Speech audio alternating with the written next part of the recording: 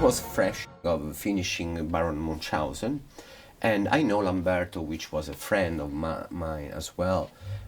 He was preparing Demon 3, and I already direct my first film, which was Stage Fright, produced by Aristide Massaccesi. Maybe Dario Argento, because I know they have problem with the script of Demon 3. For some reason they left each other, and so Dario remained with this project.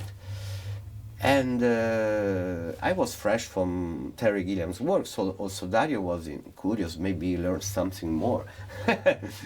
And so he decided to call me and direct the film that we decided to change and not to do the saga Demon 3. We want to make an original film. Then it came The Church. And at the beginning, the story for me, you know, when you have a kind of script, because my lucky that was that the script of Stage Fright was good script, because talking about good script, I'm talking about the line of the story. And Stage Fright has a line that start very slow. The Church was the opposite, the line of the story. It starts very strong with whatever effects, dying, blah, blah. And after half, it going a little bit lower. Since he doesn't, I was feeling that I don't have the film in my hand. So we work a lot with the story. And since we finished shooting, we didn't know how to finish the film. We have last scene. We doesn't know how going on, how it's finished. So we stayed 2 months to think how could be finishing.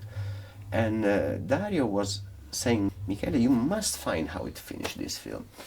I have an idea, and that idea how it is with the little girl, that she survived, and it's after all the church is destroyed. Also today they come to visit the destruction. But his precarious condition presents a kind. And that church was in Hamburg.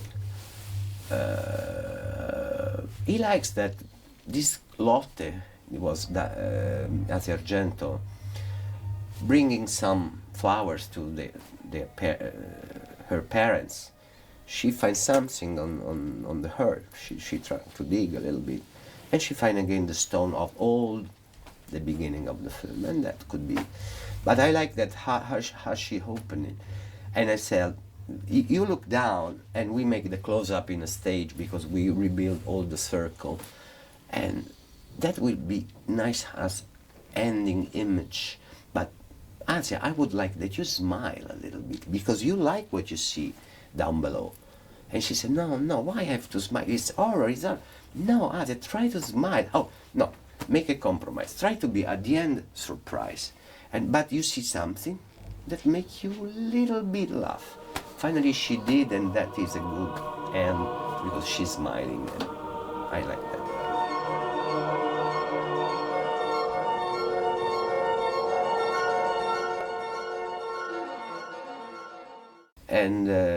And the question is, who will survive and who is the killer? And this is an old mechanism that sometimes it works. It says in the book, it says the original monoportal structure has remained unaltered since the Middle Ages, so this is the only way in or out. You hear that? Congratulations. That is the classic geometric of like 10 little Indians. No, to put 10 characters or 6 or whatever in a place, close place, and one by one they get died. They're gonna kill. And that is very easy container of story. But also Stage Fright is this way is done, because at the beginning there are many, there is a crew, acting crew, and one by one they're gonna die. So every 10 minutes we have to make a victim. And the murder must be spectacular as you can. But that becomes like a fantastic way of shooting, of of imagine how people could die. And obviously for us it's a joke, you know. But when you see in a film, it could be mid-realistic, mid-over, not act, but overshowed. And I remember when Dario Argento was shooting Tenebre, and I was his assistant. And I make my first documentary about his life called Dario Argento's World of Horror, and I make his interview. And when I ask him, what kind of film is Tenebre for you? And he started to say, Tenebre is the Tenebre, Tenebre is darkness, we have in the soul, we have inside, blah, blah. But he said, at the end, for me, it was, he said this word, was a beautiful, colored party. And then I cut on the scene when they cut the arm of at the end of, I don't remember, Jane was the name of the character. There is the killer cut with an axe, he smashed the arm, and all the blood make a white wall like this, become red and that is for him was a big colored party. And that was our philosophy, to exalt the murder, the dead, because how was Alfred Hitchcock saying, was very interesting this, because I try to make a school, I like to make as a teaching, that he was shooting the love scene as a murder, and he was shooting a murder as a love scene. And you can see in practice, like Psycho, when you see the shower scene, which is full of cut, but it's very sensualist, it's very, you know, there is something happening, but you don't still when and what. And he used erotic line, erotic dialogue with the audience, but that was a murder scene. And you remember the kiss of Alfred Hitchcock by Ingrid Bergman and Cary Grant or James Stewart. There was, I remember the close-up of Ingrid Bergman like this, and with the shadows that invest the face of her, because he was getting closer to kiss her. And that is a murder. And that it was interesting.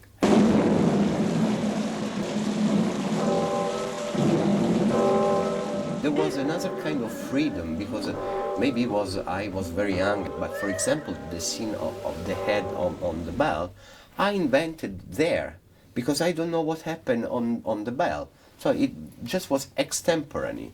And also, if you do now for television, they're going to kill you, because they want to know first what's happening, what are you going to shoot. That was the age of complete freedom, and they like it, that solution, that the old woman just ring the bell with the head of his beautiful marito. Husband. Dong, dong, dong. Save me! Please! Save me! Hang on to my hand. Please help me! We shoot some, obviously, pieces of the real metro and real subway. But we do in stage with two little truck with two lights to simulate their point of view. They collapse from the ceiling and they remain hanging with a rope. And I was very attracted. In the moment when she turned, because she heard a noise of cables, of wiring, and she turned and said, what is this? And she said, one light and another light. Not fast, but coming apparently slow towards him. Then the moment that she realized that already, she smashed it, and then you see the metal, woo! And that was a very, very, that was a good makeup called Rosario Prestopino, that unfortunately today is not more with us. But it was a very, artisanal trick. We built obviously a fake head with a kind of material very like the enclosure of the egg. So it was very, very fragile. And there was a glass here. The camera was exactly where it is now. And Rosario, the makeup was banned with a hand. Are you ready? Shoot! Oh. And then the face would get, was full of whatever inside, yogurt, marmellata, what kind of thing. I don't think there was tomato. There was only yogurt or marmellata, the dark one, mirtillo, lampone, a beautiful mix. And many white yogurt, many white, because it become gray, it looks like the brain, nothing like that. For the church, I was trying to imagine, especially for the beginning, to build a scene with a great action, but with a bit of not madness, but evil, something of evil.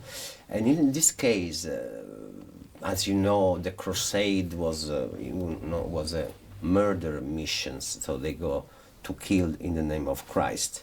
So I imagine that what they're going to see, because I get inspiration from Alexander Nevsky building the helm of the Teutonic riders. And I don't know if you remember that they have all different animal species, like drawing in the helmet. And but I was curious to see how they're gonna see if they have a cross. They can give the possibility to see.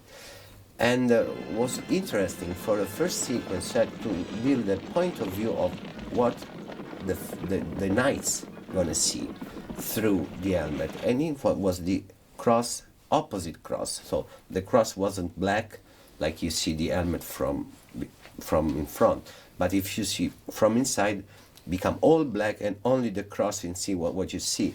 And it was curious, in fact, when the soldiers, he took off his helmet that is opening like this, he has the shape of the cross, make like dust, something like that.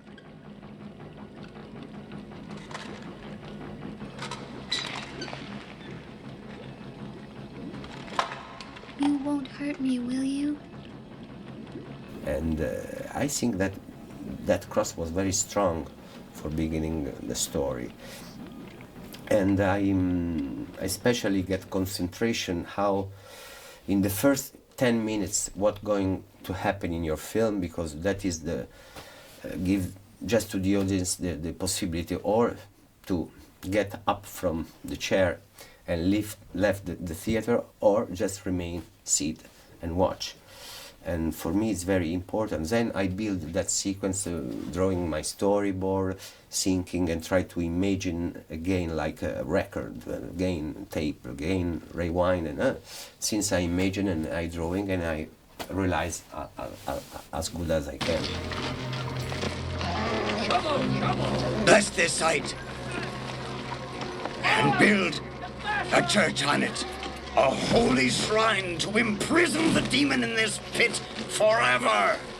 In all the film I did, especially this fantastic movie, I always start from an iconography, painting that give me just the starting to try later to live in that world of that painting.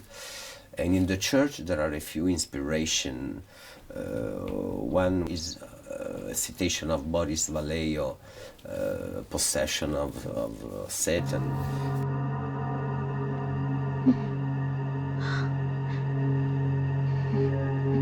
And there is another citation in the Church of Rosemary's Baby, the rites when they start to paint in the stomach of the victim before to being possessed by the devil, and that sequence is a bit inspired to Polanski's film.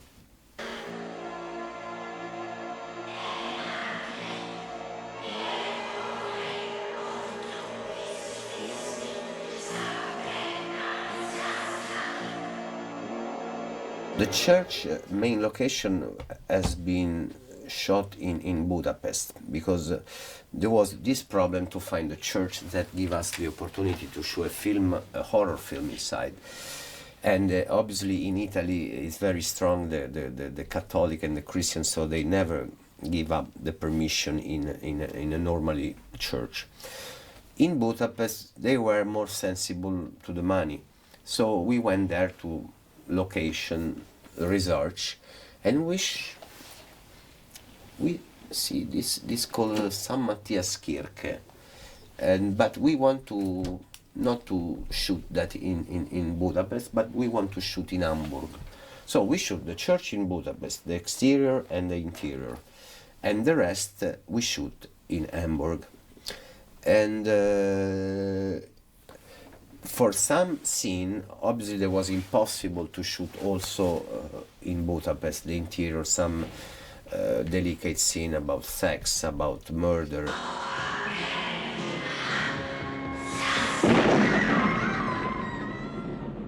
So we rebuild a side of this church in stage, in the Paoli studio in Rome, and the art director rebuilt exactly with the same dimension. Also when the church collapsed, obviously we can't do in a real church. So we're doing that. But in the real church we shoot the beginning of the collapsing, because we have fake columns, sliding elements, one above the other, and it was the prop man just push it and boom, and fall full of dust and seeing that, and you have the impression of the church collapse.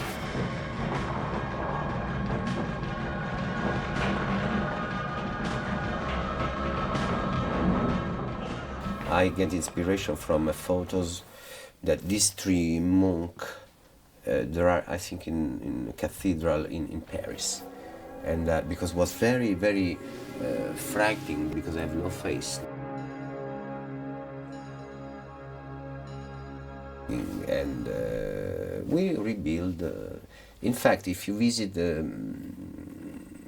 Dario's shop, Dario has a shop called Profondo Rosso in Rome, and if you go down the stairs, you find some element of the church, including this monk, which has been built by Sergio Stivaletti.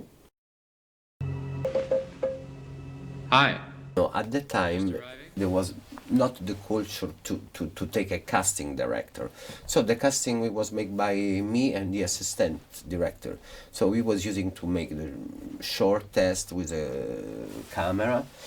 And once I see this guy called Thomas Arana, it was impressing me, because I was researching for English speaking, because it was one of the absolute case. We shoot the film in English, we must say English language. So he was American, and he do a nice, very nice test, very nice provino. And I showed to Dario, I like this. It's like, he'll make another provino, and the job is yours. That's it. Very, very easy, very simple.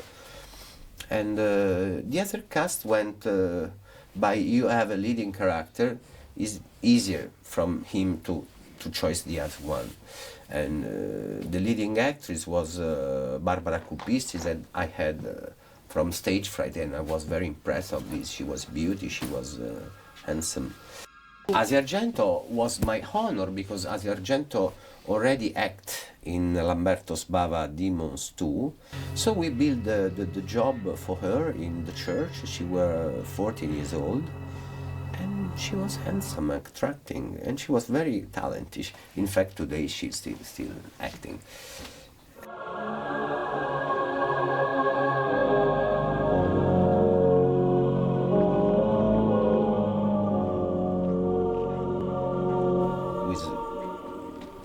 With agreement with Dario, we cast Keith Emerson to make the soundtrack of the church. Because Keith Emerson worked for him in Inferno, because he's a guy who we knowing from before, and I was saying it's a beautiful credit have Keith Emerson. In fact, Keith Emerson do the soundtrack. When Keith came in Rome and he brought his material, and I heard. And I was a little bit impressed negatively, because there was this kind of Keith Emerson style with the organ. And I said, maybe it's good for the credit title, for the beginning, but It's not atmosphere. So, and we call another musician. And in that period, I like now, I was very in love of a musician called Philip Glass, and I saw this kind of music is minimal, but is a fantastic for a film. And so I go and buy all the records of the album of Philip Glass, and I start to put something on the film The Church, and it was working very good. And in fact, we buy some rights of his pieces, and we put in The Church. So the soundtrack was very different, and to complete all the soundtrack, to give the atmosphere, was called Claudio Pignatelli, that was one of the Goblins. And so the soundtrack in really was made by Keith Emerson, Claudio Pignatelli, and Philip Glass.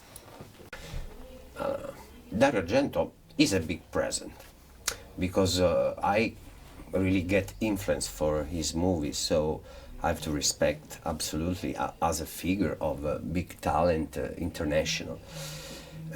Growing up with him and making many films as his assistant, obviously the relationship changed a little bit, and you become really one of the best friends, because is one of the most important thing is the relationship between a director and his assistant. So am I today with my assistant.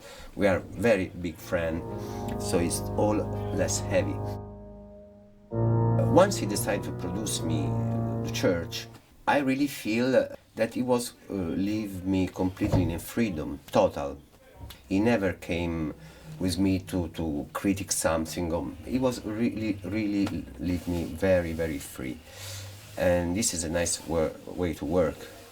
On the other hand, with the promotion is a little bit different, because when The Church came out in theatrical, there was big Dario Argento's name present very small, The Church, and all the name of the actors in the background, directed by Michele Soavi. It was like a little Niels in all the poster. But above that, it's maybe it's a question of promotion, but really people thought that was Dario Argento's directing. And I discovered this after a little time, and unfortunately it was the same with the sect, because also Dario Argento's prison sect, but on the other hand, I have to say he was very, very generous producer, and he make me work in totally freedom, totally, of my invention, also the invention of improvisation during the shooting. And now everybody go on his way, but there was a very, very beautiful period of my life. For me, telling horror film is like telling horror stories, it's like fairy tales. And as I told you before, is a meet between dream, vision. So it's some way of movie that give a very, very big freedom to you. And you can build your kind of parallel reality. You can, everything is possible. And it's something really I choose. And unfortunately, I can't continuing now because there is the crisis of the market in Italy. But I think it's a kind of freedom, really, visionary freedom, and you can move like jump through painting and painting. It's a kind of Alice in the Wonderland. And because not necessarily horror are horrific, they also could be romantic, laughing. So it's all a parallel world, and this gives me a big freedom, and is one of my expression, I think, stronger of the cinema.